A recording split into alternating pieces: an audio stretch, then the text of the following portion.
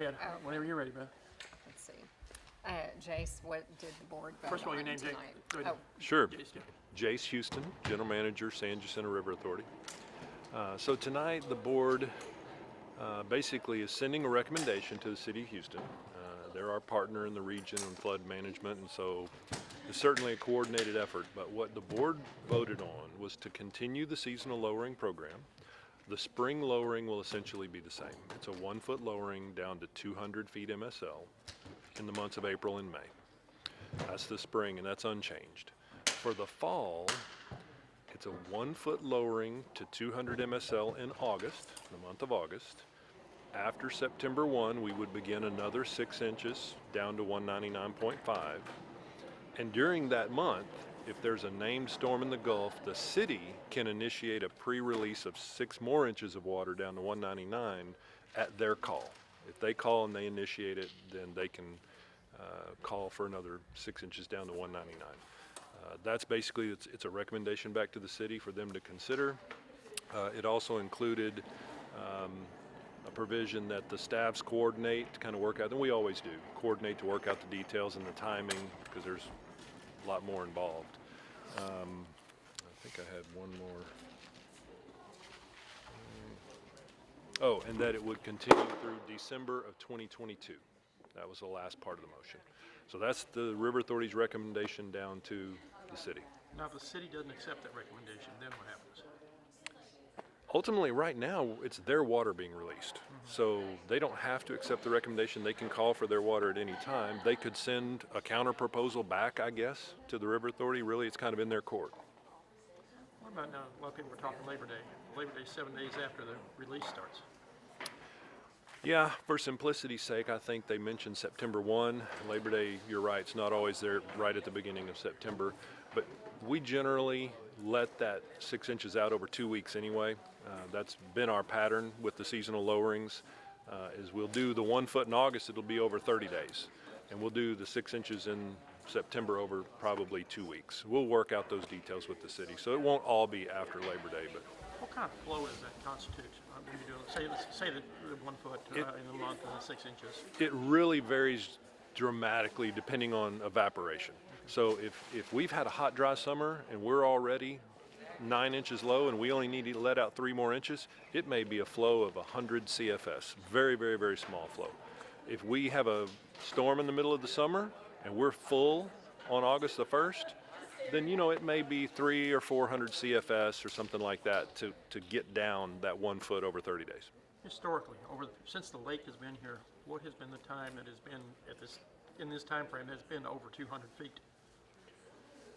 Oh man, I don't have any way. I mean, in that time frame. I'm Well, saying, not in a year, but so here's some numbers I know off the top of my head. We've looked at about the last 20 years of data recently, and the average level for Lake Conroe over the last 20 years has been around 200 feet, mean sea level. So about 1 foot low, and that takes into account some droughts, it takes into account some floods. But if you just average everything for the last 20 years, it's about 200 feet MSL. All right. And your name one more time? Jace Houston. Spell your first name. Jace. Okay. All right, thanks. All right. First of all, your name? Will Metcalf, State Representative for House District 16. What do you feel on this proposal that they're planning on now? Well, I don't agree with this proposal. I stand by my comments I made earlier tonight, which is they have a study by Freeze and Nickel engineering firm that says there is no significant impact to Lake Houston area. There's another study out there by Blau Engineering that says there's no significant impact for Lake Houston area, and this proposal needs to stop right away. They didn't accept it. So unfortunately, it's the city of Houston is going to make their recommendation. They've done that, and we'll see where it lands. So, City of Houston has last say on this matter. Unfortunately, we try to be reasonable through this process, and I thought it was a fair compromise. okay, thank Yeah, you. you're welcome. Very confusing vote because, Let me hit record. Tell me your name yes, again. Dave Martin, And you're the Mayor Pro Tem, City of Houston. Your thoughts on the vote? What the board was trying to accomplish was to protect boating in Lake Conroe for Labor Day. And what they voted to do did the opposite. It hurt boating on Labor Day in Lake Conroe because their decision was to take the lake level to 200 effective August 1st, 2020. And then to take it to 195 effective September 1st, 2020, when Labor Day is September 7th. So we're going to release an extra 6 inches of water before Labor Day, 6 days before Labor Day. And they were talking about protecting boating in Lake Conroe on Labor Day, which they did the opposite of. So leave here very confused. What's your name, sir? Roy Badgett, Spell your last name, Roy. B-A-D-G-E-T-T. Do you live up on the lake, or I live on Lake Conroe. Yes. tell me what you think about this whole situation? I think the situation is more politically based because they're not looking at engineering studies. I think they're looking at, as far as I'm concerned, the mayor of Houston said that he was going to do stuff with the tax money to alleviate flooding, and he hasn't done it. And I think if people will start leaning on the mayor instead of leaning on the people of Lake Houston or the people of Conroe, this BS would stop. That's my opinion. It's unsafe to be in Lake Conroe. We have too many kids that go out there and ski and tube, and it's unsafe. There's too many people going aground. You can look behind my house and there's probably a 8-foot area I can get my boat out. I'm not worried about getting my boat out. I'm more worried about my kids and the safety of the kids on Lake Conroe. Like the stumps and all sticking up? Oh, there's stumps everywhere. I mean, especially the natural forest area. But I think they just need to look at the basics of engineering instead of political and instead of feelings. And that's what they're doing with everybody in Kingwood.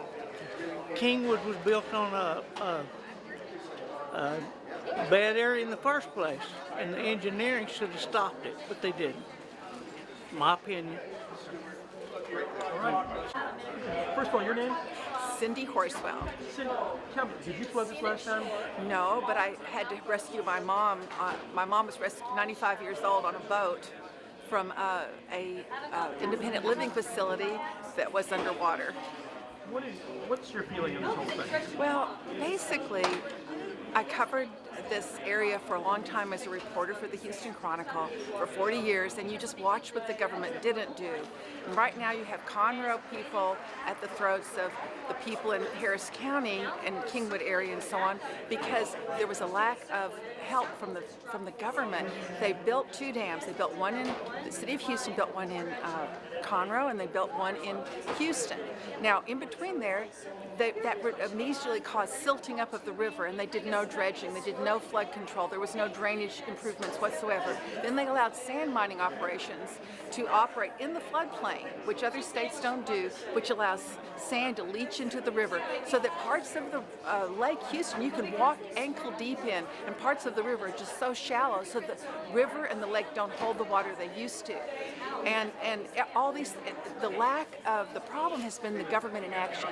Now I feel like we have to lower the lakes in both Houston and in Conroe to give them time to fix the mess they created. And the problem is not with the people.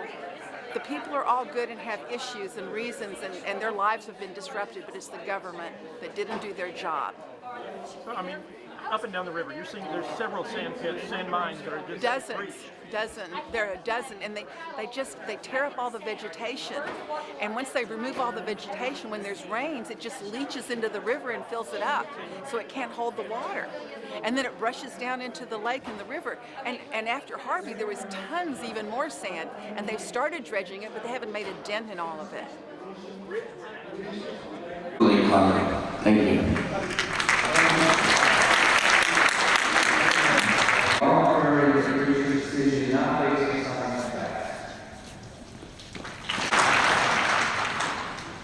Good evening, ladies and gentlemen, Tisdale, SJRA board members. I want to thank you all for the opportunity to live in the past couple of years and helping us move forward. Mark mentioned the Lake Economic Development Partnership.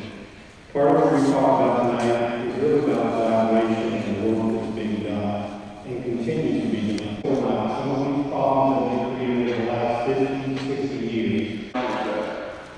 In my mind, that's complete nonsense. The tropical storms don't surprise anybody, and every quote you had on your graph is a tropical storm or a hurricane. They're easily predicted a week out. And I say that because I spent 20 years in the offshore and it's a matter of priority there. Deepwater drilling rigs, that correlates with a 5,000 cubic foot per second release, which sounds like a lot, but consider we were releasing 79,000 cubic feet at the peak of Harvey. So I just want to hit those points again in review. Point one, major rain events such as was experienced in Harvey are associated only with tropical storms and hurricanes, not with routine frontal activity. Credible potentials can easily be released.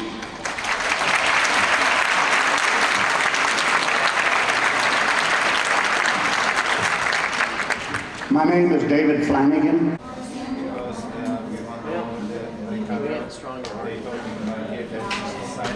Evidence of releasing the water are people living. He is now getting help and is in the process of resolving the trauma caused by the flood. People naturally try to be optimistic and resilient, to pick up the pieces and go on with their lives, but the fear of a recurrence truly makes this more difficult. The assurance that no massive volumes of water will be released from Lake Conroe until the necessary work can be completed to protect them. Work together. Remember, we're not the only ones affected. There are a lot of people who don't have homes now to go home to or to fix. PTSD is real.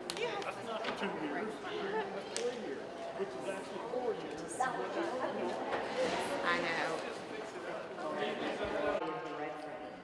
The rains of Harvey beat on, but my home and family were fine, and in fact I was celebrating my 13th wedding anniversary under a pop-up tent with my neighbors, while we watched the children dance in the rain. Less than 18 hours later, it was clear my family and friends would not get away from Harvey unscathed. I received frantic calls from my parents with reports of civilians and combat veterans that used to have a unique job. Thank you very much.